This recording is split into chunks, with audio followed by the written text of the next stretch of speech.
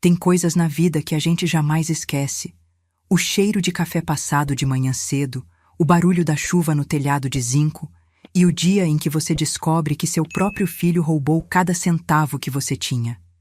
Eu sou Dona Helena, tenho 68 anos e esse foi o pior dia da minha vida. Estava sentada na minha poltrona velha de tecido, aquela mesma que comprei quando meu Lucas fez 7 anos, com o primeiro salário decente que ganhei limpando casas no Morumbi. Na minha frente, a tela do celular brilhava com uma notificação que gelou meu sangue. Saldo disponível, R$0. Li de novo, e mais uma vez. Minhas mãos tremiam, não de velhice, embora eu já tivesse idade para isso, mas de algo mais profundo. Era aquele nó na alma que se forma quando você entende, mas o coração se recusa a aceitar. Liguei para o banco. Um robô atendeu. Depois uma moça tentou fazer perguntas. Me disseram que os movimentos tinham sido feitos pela internet, transferências de valores grandes que somavam mais de R$80 mil. Era minha vida inteira ali. Minhas economias, minha segurança, minha única rede de proteção. E para onde foi o dinheiro? Perguntei, a voz quebrada, como se eu já soubesse a resposta, mas precisasse ouvir de outra pessoa. Foi tudo transferido para uma conta no nome de Lucas Gabriel, senhora. A moça do banco respondeu sem emoção. A senhora quer registrar um boletim de ocorrência por fraude? Não respondi. Desliguei sem dizer uma palavra. O silêncio encheu a casa. Os únicos sons eram o tic-tac do relógio na cozinha e o zumbido de uma lâmpada fluorescente morrendo. Lá fora, o carrinho de sorvete tocava sua musiquinha conhecida, alheio ao abismo que tinha acabado de se abrir dentro de mim. Então, o telefone fixo tocou, aquele aparelho velho que eu mantinha por costume. Alô, eu disse, a voz sem vida. Helena, Heleninha, querida, você viu o Instagram do seu Lucas? Era a voz animada da Dona Conceição, minha vizinha de longa data. Ele está em Paris, menina, comendo comida chique com a esposa e a sogra. Meu Deus do céu, que vida eles levam! Parecem estrelas de cinema. Engoli seco. Minha alma pareceu deixar meu corpo por um instante. Caminhei devagar até meu quarto, abri a gaveta onde guardava meu celular velho e procurei o perfil do meu filho. Eu não entendia muito dessas redes sociais, mas o seguia de longe, como quem espia pela janela uma vida que não lhe pertence mais. Ali estava ele, Lucas, meu único filho, o menino que trouxe ao mundo com dor e criei sozinha desde que o pai nos largou por outra mulher. O mesmo filho a quem dei tudo, até a terra que meus pais me deixaram em Minas para ele poder fazer faculdade. Ele estava sorrindo, um copo na mão, vestindo uma camisa branca engomada, abraçado com Tamires, a esposa, e Rosângela, a sogra que sempre me olhou de cima. A legenda da foto dizia: Paris, meu novo começo. Eu mereço isso. E nos comentários, Tamires tinha escrito: coisas boas vêm para quem espera. Obrigada, sogra. Com um emoji de dinheiro. Não chorei. Não gritei nem quebrei nada. Só fiquei ali parada, segurando o celular como se fosse um tijolo em brasa. Então, sem ninguém para perceber, eu sorri. Mas era um sorriso diferente, como se eu finalmente tivesse entendido algo que evitei ver durante anos. Longe dali, sob um céu nublado e entre as ruas de pedra de Paris, Lucas erguia sua taça sem culpa nenhuma. Viu só, Tati, disse Tamires, bebericando vinho caro. Foi uma boa ideia pegar o dinheiro. Ela vai morrer logo de qualquer jeito. Melhor a gente usar antes que vire conta de hospital. Rosângela, a mãe dela, soltou uma risada áspera. Velhinha besta, nem sabe o que é um avião. Nunca ia fazer nada de útil com essa grana. Lucas não disse nada. Olhou para a Torre Eiffel com olhos brilhando. Mas algo revirava dentro dele, só que ele ficou quieto, do mesmo jeito que aprendeu a fazer desde menino quando tinha fome, e a mãe dizia: aguenta, meu filho, amanhã a gente tem. As paredes da minha casa pareciam mais velhas naquela noite. Tudo estava no lugar, mas nada parecia igual. Na prateleira havia fotos de Lucas pequeno, no pré-escola, no primeiro uniforme do ginásio, no dia em que recebeu o diploma da faculdade. Tudo que eu fiz, fiz por ele. Aos 18 anos, vendi minha aliança de noivado para pagar o colégio dele. Aos 23, dei a terra da família que meu pai me deixou. Aos 30, ajudei nas despesas do casamento, mesmo a Tamires nunca tendo ligado para mim. Cozinhei para ele, lavei sua roupa, limpei tudo, e ele só se afastava cada vez mais. Mãe, você não entende esse mundo, ele dizia com desdém. As coisas não são mais como antigamente. Eu e a Tati temos planos grandes, e eu, filho, eu faço parte desses planos? Você sempre vai estar no meu coração, mãe, mas não pode ficar presa em mim a vida toda. Uma semana antes de descobrir a traição, tentei visitar Lucas no apartamento dele em Pinheiros. Levei uma travessa do meu famoso frango frito com couve refogada que fiz com tanto carinho. Toquei a campainha. Ninguém abriu a porta. Esperei embaixo do sol, sentada num banco por 2 horas, até que o porteiro se aproximou de mim. A senhora procura o senhor Lucas Gabriel? Sim, sou a mãe dele. Ah, pois é, recebi ordens de não deixar a senhora subir se vier sem avisar. E por que isso? Não saberia dizer, senhora. Mas foi o que me falaram. Voltei para casa caminhando. Não peguei o ônibus. Queria que o ar batesse no meu rosto, mesmo que estivesse quente e sujo. Pensei em cada refeição que neguei a mim mesma, cada madrugada que fiz hora extra, cada centavo que guardei para o meu filho. Naquela mesma noite, Dona Conceição veio me visitar. Trouxe bolo de fubá e café. Você sempre foi forte, Helena. Não deixe isso partir seu coração. Lucas é jovem. Talvez ele caia em si. Suspirei, o olhar distante. Você acha que os filhos se arrependem algum dia, Conceição? Sim, claro que sim. Quando a mãe não está mais por perto, eles percebem tudo. Bem, espero que não seja tarde demais quando ele perceber. E o que você vai fazer? Olhei para cima. Nos meus olhos havia algo diferente, algo que não estava ali antes. Vou sorrir, do jeito que me ensinaram. Conceição franziu a testa. Sorrir? Como assim? Já chorei o suficiente, Conceição. Agora vou sorrir em silêncio, porque não tenho mais nada a perder. E quando uma mulher não tem mais nada a perder, ela se torna perigosa. Enquanto isso, a noite caía em Paris. Lucas estava saindo do banho quando ouviu a voz de Tamires na varanda falando ao telefone. Sim, conseguimos. A velha nem desconfiou. O dinheiro está aqui. Amanhã abrimos a conta na Espanha e nos livramos do Lucas. Sim, claro, ele acha que estamos nisso juntos. Que idiota! Lucas parou. Não se mexeu. Sentiu a água congelar na pele. Não disse nada. Voltou para o quarto como se não tivesse ouvido nada. Deitou ao lado de Tamires, que fingiu estar dormindo.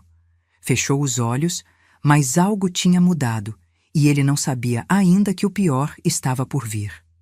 De volta à periferia de São Paulo, eu estava preparando uma xícara de chá de camomila.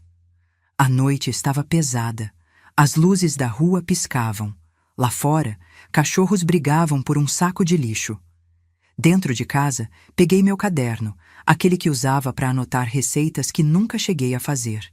Escrevi algo com minha letra tremida. Isto não é o fim, é o começo do meu silêncio, e meu silêncio vai doer mais que qualquer grito. Mas antes de continuar, verifique se você já está inscrito no canal e conte nos comentários de qual cidade ou país você está assistindo. Adoramos saber até onde nossas histórias chegam. A noite ainda não tinha ido embora completamente da periferia. Ainda havia aquela umidade grudenta entre os telhados de zinco e as calçadas quebradas. Levantei de madrugada, meus ossos estalando como faziam todo dia. Mas dessa vez não me senti velha. Algo novo estava batendo dentro de mim. Não era raiva nem tristeza. Era uma determinação que minha alma nunca tinha conhecido antes. Enquanto esquentava a água no fogão a gás, fiquei olhando para a chama azul. O assobio do vapor me levou muitos anos atrás, para o primeiro dia em que soube o que era ficar sozinha. Eu tinha 14 anos quando comecei a limpar casas no bairro de Higienópolis. Uma menina de cabelo mal trançado, pele escura e mãos rachadas de sabão barato. Naquela idade, eu já sabia o nome de todos os tiramanchas e como dobrar as camisas dos patrões sem amassar. À noite, quando voltava para casa, minha mãe já não me esperava acordada. Já estava dormindo. Meu pai, ausente, tinha ido embora com uma mulher de boteco. Eu não chorei, só engoli seco e no dia seguinte acordei antes do galo cantar para voltar ao trabalho. Aos 17 anos engravidei do Lucas. O pai era um rapaz 3 anos mais velho que eu. Prometeu que a gente ia casar, que ia me tirar daquela vida. Durou 8 meses. No dia em que soube que o bebê era menino, ele sumiu. Foi embora com uma mulher que vendia cosméticos e nunca mais voltou. Não chorei. Só apertei a mandíbula, ajeitei meu lenço na cabeça e saí procurar mais casas para limpar. Criei o Lucas sozinha, carregando ele nas costas enquanto lavava roupa de outras pessoas. Quando começou a andar, ensinei ele a brincar com tampinhas de detergente como se fossem carrinhos de brinquedo. A gente não tinha brinquedos, mas tinha histórias. Não tinha geladeira, mas tinha sopa quente. Não tinha televisão, mas tinha canções que eu cantava para ele até dormir. Ele era meu mundo inteiro. Quando Lucas fez 6 anos, uma das minhas patroas se ofereceu para pagar a mensalidade dele num colégio particular se eu aceitasse trabalhar em tempo integral e morar lá. Não pensei 2 vezes. Deixei minha casa, morei no quartinho da cobertura dos patrões e todo fim de semana atravessava a cidade para ver meu filho. Nunca chegava de mãos vazias. Às vezes um caderno novo, às vezes só um lanche, mas sempre com o coração pronto para ouvir tudo que Lucas quisesse me contar. Os anos passaram e Lucas cresceu. Me esforcei para aprender a escrever minha assinatura, a mão tremendo, só para poder assinar como responsável nos papéis da escola. Aprendi a ler receitas de médico e depois extratos bancários. Não sabia escrever bem, mas entendia o suficiente para não deixar me passarem para trás. Ou pelo menos era o que eu pensava. Aos 16 anos, Lucas me disse: "Mãe, quando eu me der bem, a primeira coisa que vou fazer é comprar uma casa para a senhora onde o frio não entra pelas paredes." E eu respondi sem hesitar: "Não me compra nada, filho. Só não me esqueça." Então veio a faculdade. Vendi o único pedaço de terra que meu pai me deixou, um terreno no interior de Minas Gerais, onde sempre sonhei em construir uma casinha pequena. Vendi por menos do que valia, porque Lucas precisava pagar a matrícula. E como sempre, não hesitei. "Meu filho vai ser contador", eu dizia orgulhosa para os vizinhos. "Ele vai sair dessa vida." E ele saiu mesmo, mas não do jeito que imaginei. Foi no 3º semestre que conheceu Tamires, uma moça de cabelo liso, unhas compridas e sorriso de revista. Desde a primeira vez que a vi, senti uma pontada no estômago. Não era ciúme nem inveja, mas porque essa mulher tinha o olhar de quem só sabia pegar, nunca dar. Tamires vinha de uma família que fingia ter mais do que tinha. A mãe, Rosângela, usava roupas de marca falsificadas e falava como se tivesse estudado na Europa. Na primeira vez que visitaram minha casa, torceram a boca discretamente. "Que cor linda, as paredes são bem rústicas", Rosângela disse com um tom sarcástico. Tamires, vendo a cozinha, fez um comentário baixinho que nunca vou esquecer. "Não sei como o Lucas cresceu aqui. Parece abrigo, não casa." Sorri como sempre, mas algo quebrou dentro de mim. Os anos passaram e Tamires ganhou terreno. Primeiro pediu que eu não visitasse tanto, depois que não desse opinião nas decisões deles, depois que não fosse em certos eventos de família, porque eu não me encaixava. Lucas, confuso e apaixonado, foi se afastando aos poucos. Uma noite, já morando com Tamires, Lucas visitou a mãe. Foi a última vez que fez isso sem avisar. Preparei carne de panela com molho, a comida preferida dele. "Mãe, a Tati diz que a senhora é muito intrometida na nossa vida, que não deixa a gente crescer como casal." "Eu só quero você feliz, filho", eu disse, vendo minha comida esfriar. "Não preciso mais que cuide de mim", ele respondeu como se aquilo me machucasse. "Sou homem agora, e os homens esquecem quem os fez homens." Não chorei, só levantei, tirei a mesa e disse para ele levar o resto da carne. Os meses seguintes foram um desfile de rejeições sutis. Tamires começou a gerenciar as finanças de Lucas, convenceu ele a trocar de banco e pediu para não contar tudo para a mãe. Segundo ela, eu era uma mulher limitada que não entendia a vida moderna. Lucas, envolto numa mistura de ambição e manipulação emocional, concordou. Comecei a notar coisas.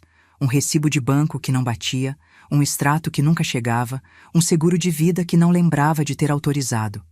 Foi aí que decidi falar com seu Walter. Walter era meu primeiro amor. Um vizinho de infância que tinha sido advogado por décadas e agora morava sozinho num apartamento cheio de papéis velhos e memórias. Procurei ele sem contar muito. Walter, como posso descobrir se alguém está usando meu nome para coisas estranhas? Você está em apuros, Helena? Não, mas sinto que meu filho não é mais meu filho.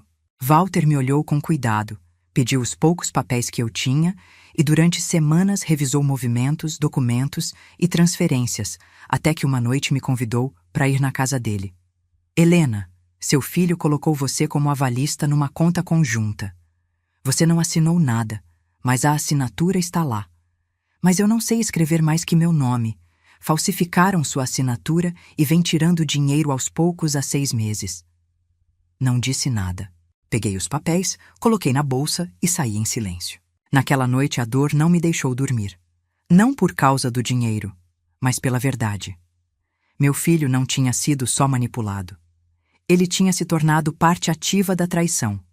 Ele roubou a própria mãe.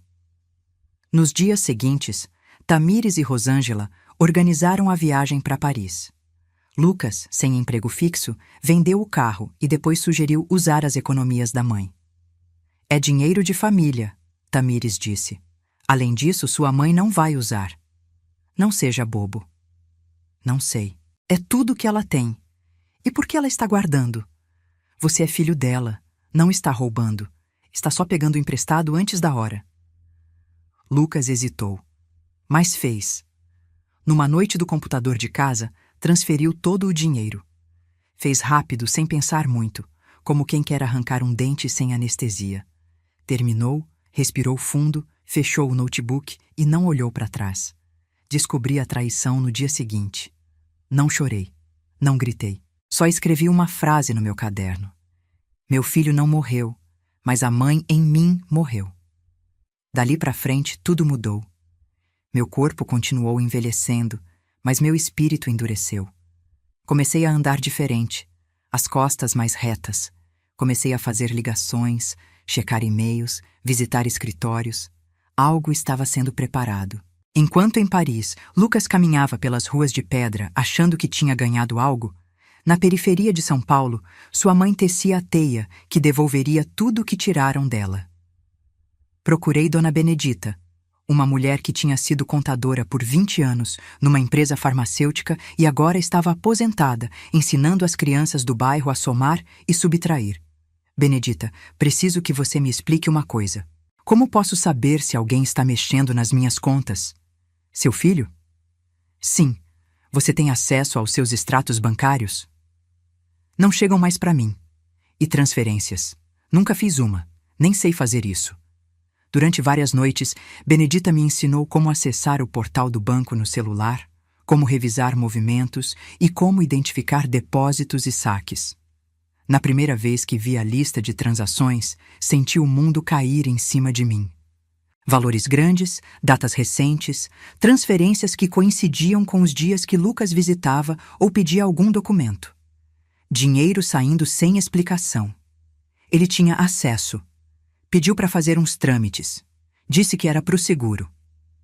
Helena, não é trâmite. É roubo. Meu coração partiu também, mas não chorei. Em vez disso, pedi um caderno e comecei a anotar cada transação. Dia, hora, valor. Cada real roubado tinha um nome ligado a ele. Numa sexta-feira à noite, quando tudo parecia perdido, Benedita me mostrou outra coisa. Vê essa transação? Assinaram seu nome aqui para ativar uma conta conjunta, mas a assinatura não é sua. É uma cópia grosseira. Toquei a tela como se tocasse numa ferida aberta. Nem se deram ao trabalho de esconder. O que você vai fazer? Fechei o celular, respirei fundo e disse: nada. Ainda não. Dias depois, enquanto arrumava a sala para limpar embaixo da poltrona, encontrei um envelope branco rasgado e mal dobrado, enfiado num saco plástico reciclado. Ia jogar tudo fora sem olhar, mas algo dentro de mim gritou para verificar. Abri o saco. Dentro havia um documento. Li 2 vezes sem entender completamente o que dizia. Listava meu nome completo, meu endereço e uma assinatura parecida com a minha. Li o cabeçalho. Última vontade e testamento. Senti algo apertar meu peito. Sentei no chão com o documento aberto nas pernas e li de novo. Era um testamento onde eu supostamente cedia minha casa e economias pro Lucas em caso da minha morte. E no final, uma assinatura, minha assinatura falsificada. Liguei pro Walter. Vem aqui. O que aconteceu? Achei o que você precisava ver.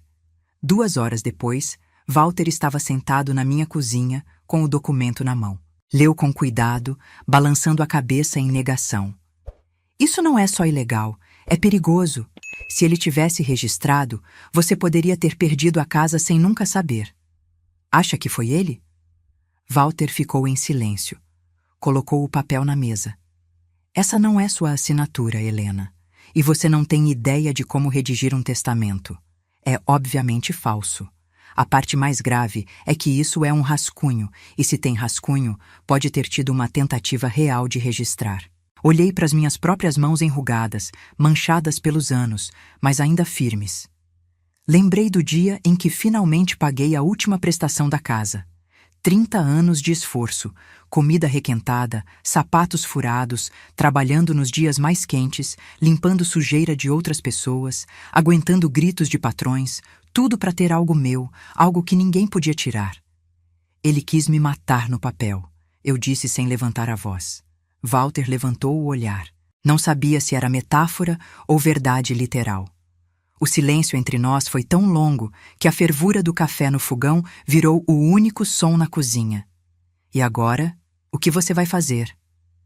Sorri, o mesmo sorriso que Lucas não soube ler a tempo. Agora vou enterrá-lo vivo. Não tinham passado nem 3 dias dessa descoberta quando recebi uma ligação inesperada do Dr. Henrique, o clínico do posto de saúde onde eu fazia check-ups ocasionais. Preciso que venha aqui, dona Helena. Hoje, se puder. Senti minhas pernas tremerem. Caminhei até o centro médico com a mesma dignidade com que enfrentei tudo na vida. Entrei no consultório com minha roupa de sempre, o lenço amarrado firme e o caderno onde anotava cada remédio. O médico me cumprimentou com gentileza, mas sem esperança. No olhar dele havia uma compaixão que cheirava a despedida. Fizemos novos exames de sangue e os resultados não são bons. Olhei para ele esperando o que já sabia. A senhora tem leucemia. Está em estágio avançado. Lamento dizer dessa forma, mas não há tempo para rodeios. Seu sistema imunológico está comprometido. Estimamos uns 6 meses. Congelei. Fixei o olhar num ponto na parede, uma manchinha pequena de umidade em forma de passarinho. Nem uma lágrima, nem uma pergunta. A senhora entende o que estou dizendo? Entendo o quanto me custa morrer com dignidade. O médico se mexeu desconfortável na cadeira. Existem opções. Podemos começar quimioterapia, mas não é certo que vá responder. O tratamento é agressivo e caro. Isso tira minha vida mais rápido? Não necessariamente. Então não. Não gosto da ideia de a morte me pegar de avental. O médico não soube o que dizer. Nunca tinha visto ninguém receber a notícia da própria morte com tanta compostura. Me levantei, peguei minha bolsa e antes de sair do consultório, me virei para ele. 6 meses é suficiente. Para o que tenho que fazer, é mais que suficiente. Voltei para casa caminhando. Não porque não tinha dinheiro para passagem, mas porque precisava sentir a cidade. Queria que cada passo me levasse de volta às minhas raízes, minha história, meu propósito.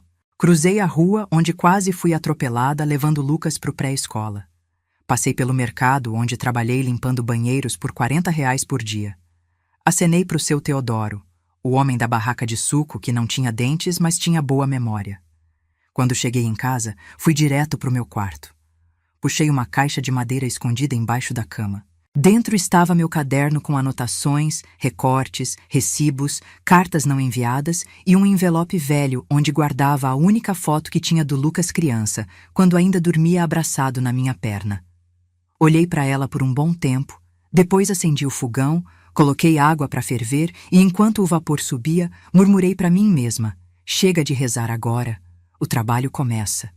A primeira coisa que fiz foi ir com seu Walter registrar uma denúncia preventiva, não como mãe, mas como cidadã. Denunciamos a falsificação da minha assinatura, a tentativa de apropriação de propriedade e anexamos as provas. Depois solicitamos o congelamento temporário da conta bancária de onde Lucas tinha retirado o dinheiro. Para conseguir isso, usamos uma cláusula que permitia parar movimentações financeiras se houvesse suspeita de abuso financeiro de idoso. Não foi fácil, mas Walter conhecia as brechas. Tinha perdido a fé na lei há anos, mas por mim estava disposto a tirar a poeira da profissão. "Você está pronta para o que vem?" Ele perguntou enquanto assinávamos os papéis. Nasci pronta, só não sabia. Depois disso, fui na papelaria, comprei um caderno novo encadernado em vermelho e comecei a escrever o que seria meu registro final. Não um de choro, mas de documentação. Na primeira página escrevi: "Pro meu filho Lucas, te entreguei do meu ventre com dor. Te dei minha vida com amor e você arrancou minha dignidade sem piscar. Isso não é vingança, é justiça. E justiça é tudo que me resta para morrer em paz." Enquanto isso, em Paris, Lucas e Tamires continuavam fingindo ser felizes. Postavam fotos diárias, faziam vídeos com filtros e mostravam pratos de comida que nem sabiam pronunciar. Mas a tensão crescia cada vez mais evidente. Tamires não dividia mais a cama. Rosângela passava o tempo todo no celular. E Lucas sentia algo escapando, como um alarme interno que não parava de tocar. Numa noite, enquanto procurava no e-mail uma confirmação de voo, encontrou uma pasta oculta. Era um backup automático das mensagens de Tamires com outra pessoa. No começo achou que era spam, mas quando abriu, leu o que não devia. "Tati, temos quase tudo. O idiota não suspeita de nada. Contato e a conta. Tati, pronto. Assim que voltarmos, deixamos ele. Contato. E se ele descobrir? Tati, não me importo, que apodreça. Não vou ficar com alguém que cheira a mãe solteira traumatizada." Lucas sentiu o estômago cair. Fechou o computador, não disse nada e fingiu dormir. Mas não conseguiu fechar os olhos naquela noite. E pela primeira vez em muito tempo, pensou na mãe, na voz dela, no jeito que me chamava de meu menino, mesmo quando ele era mais alto que eu. No meu arroz doce, de como ela ria das novelas antigas em preto e branco, de como tocava minha testa quando estava doente e de como costumava dizer: "Ninguém nunca vai cuidar de você como eu cuido." Quis me ligar, mas não ligou. Eu, por minha vez, não esperava nada. Não havia mais ternura na minha espera, só planejamento. Visitei escritórios, fiz ligações e ativei a cláusula de imigração. Declarei as transações do Lucas como suspeitas. O sistema era lento, mas ativou. Um alerta internacional foi emitido para o retorno dele ao Brasil. No caderno vermelho escrevi: "Não existe justiça mais completa que aquela entregue sem gritar. Vou vê-lo perder tudo sem levantar um dedo. O karma não se paga com violência, é servido com paciência." E assim a segunda traição não me quebrou. Me converteu em algo mais forte, mais frio, mais livre. A mãe morreu em mim, mas a mulher acordou.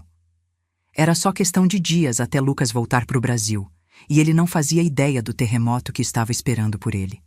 Lucas acreditava que o inferno era um lugar com fogo, castigo e gritos. Não imaginava que podia ser tão frio quanto as ruas de pedra de Paris, ou tão humilhante quanto um cartão sendo negado num restaurante cheio de turistas. Tudo começou com uma negação na maquininha de pagamento, depois outra e outra. Em menos de 48 horas, se viu sem dinheiro na mão, sem contas ativas e com duas mulheres olhando para ele como se fosse um mendigo que tinham acabado de pegar na rua. Tamires gritou com ele no meio da rua, na frente de dezenas de pessoas que pararam para olhar. "Seu idiota sem vergonha. O que você fez com o dinheiro?" "Eu disse para não confiar na sua mãe fudida. Agora você ferrou com todos nós." Lucas tentou falar, mas não havia palavras suficientes para explicar o que ele mesmo não entendia. Só sabia que algo estava errado, que as contas estavam congeladas, que o nome dele tinha sido ligado a uma investigação internacional de fraude financeira e que tinha que se apresentar na embaixada brasileira no dia seguinte. Naquela noite, Rosângela olhou para ele com uma mistura de desprezo e aborrecimento. Eu avisei Tamires. Esse pobre coitado não serve nem para lavar louça. Vou para um hostel, não durmo nessa porcaria. Tamires a seguiu. Nenhuma palavra, nem um adeus.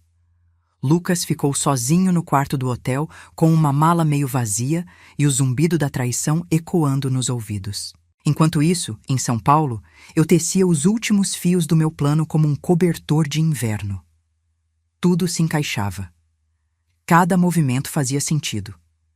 Walter me ajudou a reunir os documentos necessários para ativar o bloqueio internacional de capital, apoiando-se na denúncia de uso fraudulento de contas de pessoa idosa.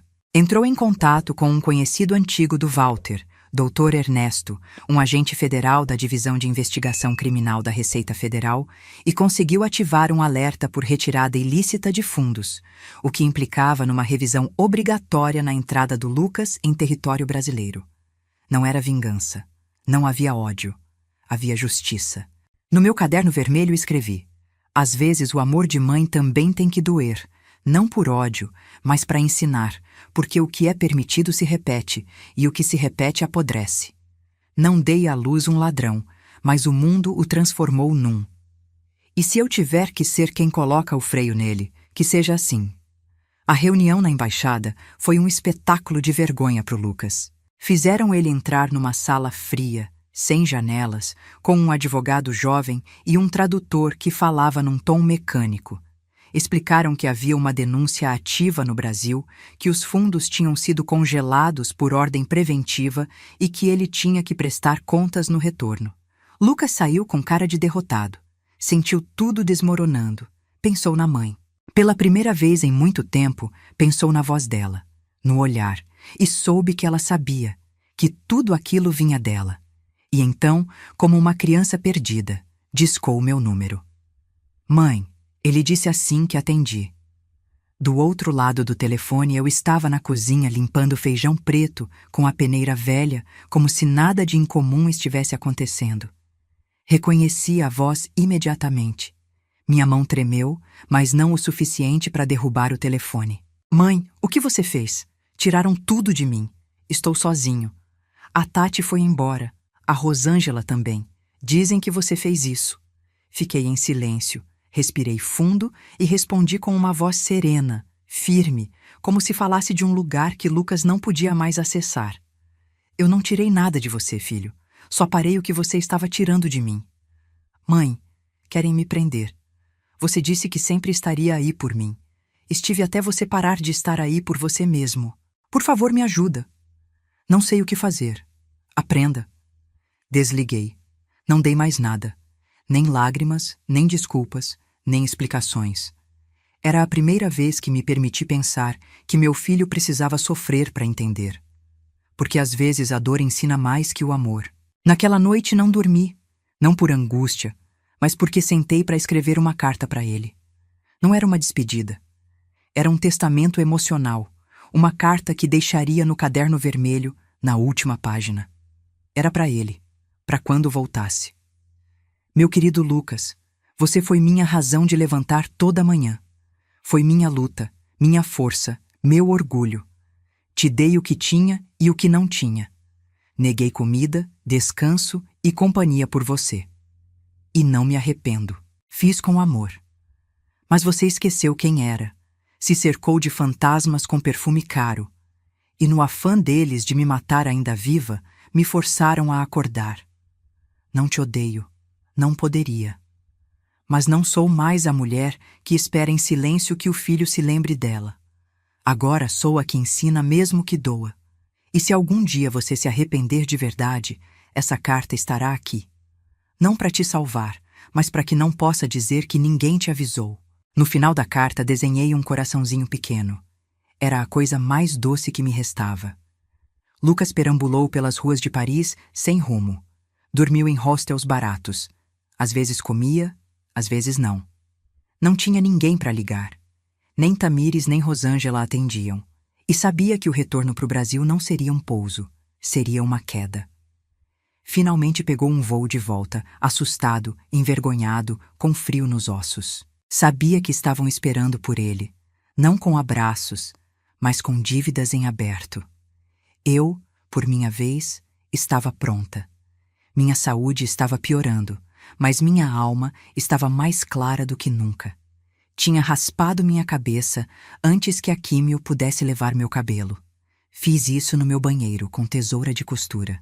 Me olhei no espelho e disse: agora pareço com quem sou. Walter me acompanhou na última consulta médica. O médico confirmou que o câncer estava avançando rapidamente.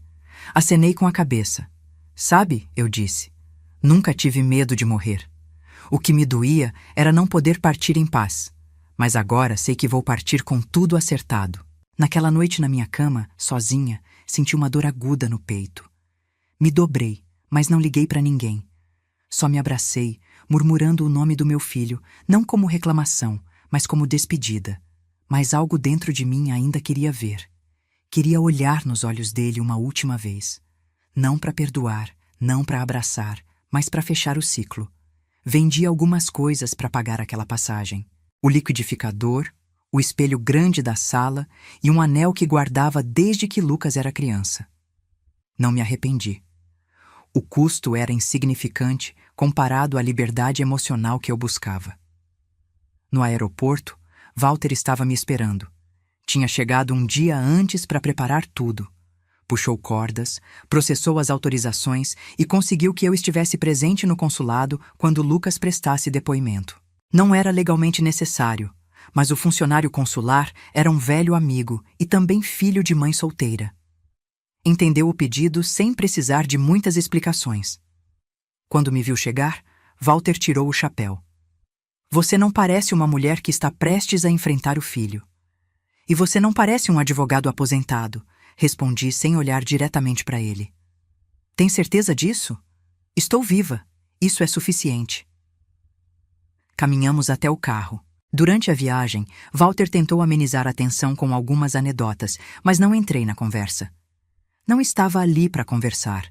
Tinha uma última tarefa. Na bolsa carregava um envelope amarelo grosso com itens que não tinham valor material, mas tinham peso eterno. Enquanto isso, num quarto de hotel do outro lado da cidade, Lucas estava na frente do espelho. Os olhos fundos, a barba despenteada e a expressão oscilando entre exaustão e pânico. Ia se apresentar no consulado brasileiro para assinar uma declaração oficial que o separaria das contas conjuntas com a mãe. Mas também sabia que, ao fazer isso, admitiria que gerenciou essas contas com documentação falsa. Em troca, o consulado tinha concordado em não prendê-lo, mas registrá-lo numa lista de vigilância econômica, e o retorno dele ao Brasil seria condicional. Teria que se apresentar perante uma autoridade financeira ao pisar em solo brasileiro. Quando desceu para o saguão do hotel, viu Tamires esperando por ele. Usava óculos escuros e um casaco vermelho que parecia emprestado. O rosto não refletia amor nem ressentimento, só conveniência. Você está atrasado, Tamires disse com aborrecimento. Não sabia que você vinha. Você também não sabia que era tão inútil. E aqui estamos. O que você quer? Ver você cair. Lucas cerrou os punhos. O que ela dizia não doía mais. O que doía era ter se deixado moldar por uma mulher que o considerava descartável. Ao chegar no consulado, os funcionários os levaram para uma sala de espera branca e silenciosa, com cadeiras de metal. Tamires mascava chiclete como se estivesse num shopping. Lucas suava. Cada minuto pesava como uma hora. Então, a porta se abriu e eu entrei. Usava um suéter cinza, uma saia comprida e um lenço escuro nos ombros. Meu cabelo agora ralo estava coberto com uma bandana preta. Caminhava devagar, mas reta. Segurava o envelope amarelo nas mãos. Quando atravessei a sala, meus olhos encontraram os do Lucas. Ele se levantou de repente. "O que você está fazendo aqui?" Ele perguntou, a voz rachando. "Vim assistir você assinar, não como mãe, como testemunha." Tamires soltou uma risada dura. Que doce! A velhinha veio fazer seu show final. Olhei para ela, não com ódio, mas com pena. "Você levou tudo o que ela tinha", eu disse em voz baixa. "Mas eu ensinei o que ele nunca vai ter de novo." "Perdão." Tamires zombou. Perdão, senhora. Seu filho é um fracasso. Você criou um parasita. Não. Eu criei um menino bom. Você o transformou nisso e ele deixou você fazer. Lucas fechou os olhos. Não aguentava mais. Mãe, eu não sei quando me perdi. Me aproximei, entregando o envelope. Aqui estão suas fotos. As primeiras de quando aprendeu a andar e escrever. Aqui está sua primeira carta para o Papai Noel. Uma vez, você me pediu uma bicicleta e eu disse só se tirar 10 em matemática. E você tirou. Mantive minha promessa, filho. Lucas pegou o envelope, as mãos tremendo. E aqui está também a carta que escrevi para você. Não para te salvar, mas para que não possa dizer que ninguém te avisou. Sentamos. O funcionário do consulado entrou e explicou o procedimento. Lucas assinou. Naquele momento, a câmera de um turista brasileiro esperando pelo passaporte gravou parte do diálogo final. As imagens mostravam eu de pé, os olhos úmidos, dizendo: "Você era minha vida, mas eu nunca fui a sua. Hoje entendo isso. Você não nasceu para me amar, só para servir de meu espelho." A gravação foi postada nas redes sociais no mesmo dia. Em poucas horas viralizou. Pessoas comentavam de todo lugar: "Essa mãe é uma rainha." É assim que se ensina uma lição sem violência. Dignidade não envelhece. Lucas não conseguia levantar a cabeça. O funcionário olhou para ele com compaixão. Tudo pronto. Podem ir. Sua mãe também. Tamires já tinha ido embora. Não esperou ninguém. Saiu correndo do mesmo jeito que chegou, sem desculpa, sem alma. No caminho de volta para o hotel, eu e Lucas caminhamos em silêncio por uma rua estreita de Paris. Numa esquina parei. É aqui que nos separamos. Mãe, ele tentou dizer, mas a voz quebrou. Te dei tudo que tinha, até meu silêncio. Agora te dou a única coisa que você se recusa a aceitar, a verdade.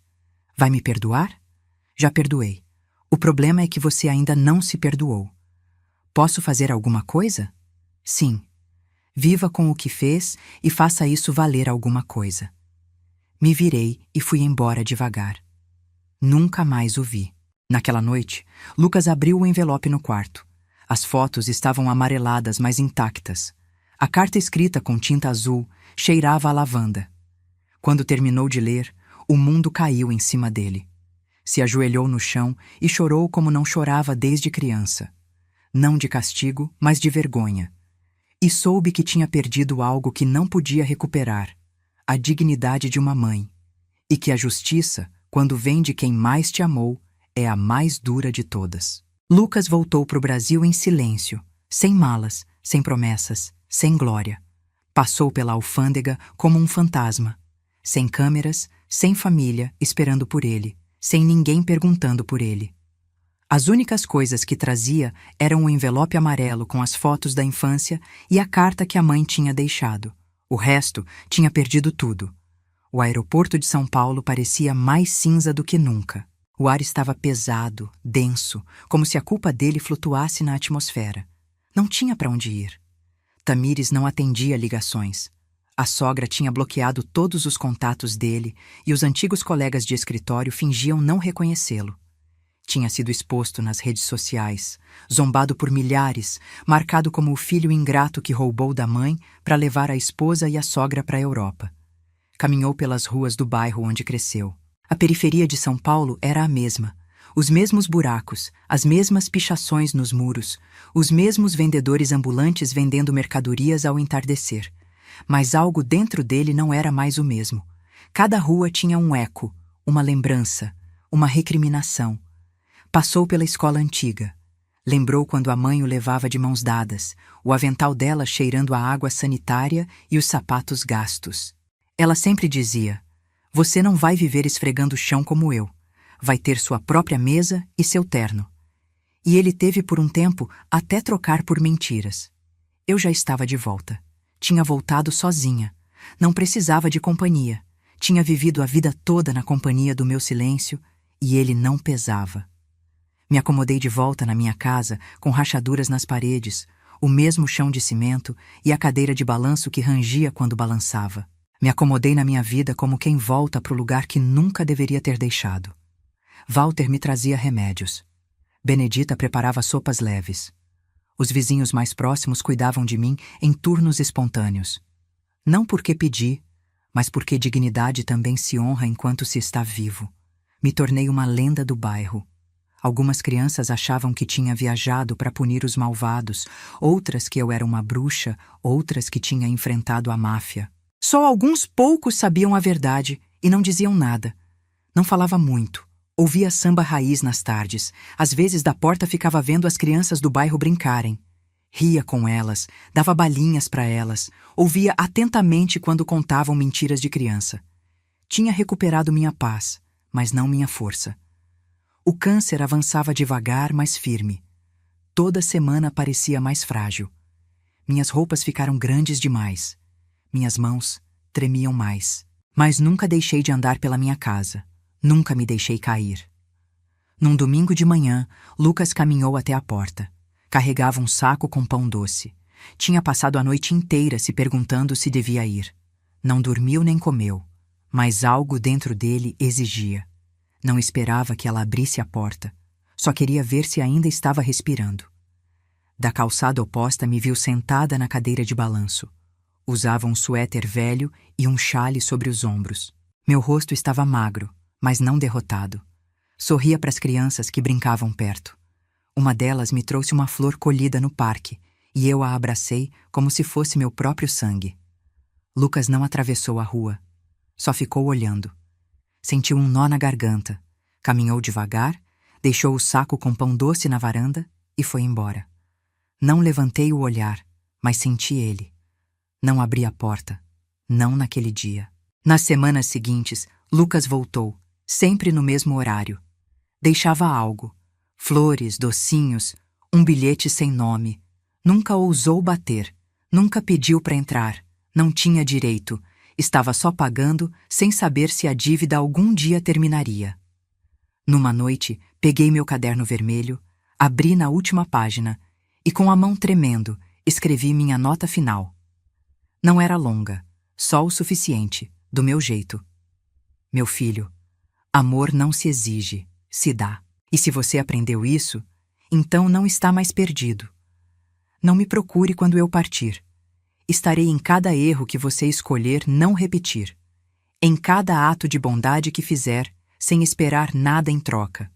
Se quiser se perdoar, comece pelos outros. E se algum dia conseguir ver sua mãe nos olhos de outra mulher, não fale com ela. Essa será minha redenção. Assinei com meu nome completo. Dobrei a carta, coloquei num envelope e escrevi com tinta preta. Pro Lucas. A manhã em que parei de respirar estava luminosa. O sol entrava pelas janelas. No meu colo estavam o caderno vermelho, o envelope e uma manta tricotada pelas minhas próprias mãos. Os vizinhos me encontraram cercada de flores que as crianças tinham deixado. Meu rosto tinha uma serenidade que poucos podem fingir. Não houve drama, nem gritos, só a calma depois da tempestade. Walter chegou primeiro. Me olhou em silêncio, fechou meus olhos com delicadeza. Não chorou. Sabia que eu não queria lágrimas. Sabia que tinha morrido como vivi, com dignidade. Benedita preparou o velório com a ajuda dos vizinhos. Foi simples, mas cheio de amor. Não aceitaram coroas elaboradas, só flores do parque, desenhos das crianças e as músicas que eu adorava ouvir. Lucas não foi notificado, mas soube. Soube no momento em que o vento mudou e algo no peito dele se apagou. Correu para casa, viu a porta aberta e entrou devagar. Havia velas na sala. Ninguém o impediu, ninguém o abraçou. Foi até o corpo da mãe. Se ajoelhou, tocou minhas mãos. Estavam frias. Ao lado, encontrou o envelope com o nome dele. Abriu. Leu cada palavra em voz alta, sozinho, num sussurro. Chorou, mas não como antes. Chorou em silêncio, como eu. Num canto da sala havia uma caixa de madeira aberta. Dentro, uma foto dele criança com uma nota escrita à mão no verso. Ainda acredito em você, filho. Lucas pegou a foto, pressionou contra o peito, depois saiu para o quintal e sentou na cadeira onde eu costumava sentar. Olhou para o céu e entendeu que tinha perdido a mãe, mas talvez ainda pudesse se encontrar. Dias depois, os vizinhos disseram que o homem que vinha com pão doce ficou morando na casa. Não tinha móveis novos, nem luxos, nem visitas, só uma cadeira velha, um caderno vermelho e uma foto na prateleira. Quem vai embora faz espaço. Quem fica às vezes preenche com memória e às vezes com redenção. Se você gostou dessa história, responda nos comentários. No meu lugar, o que você faria? E não se esqueça de assistir ao próximo vídeo que aparecerá na sua tela. Ele tem uma reviravolta surpreendente e emocionante que vai te prender do começo ao fim.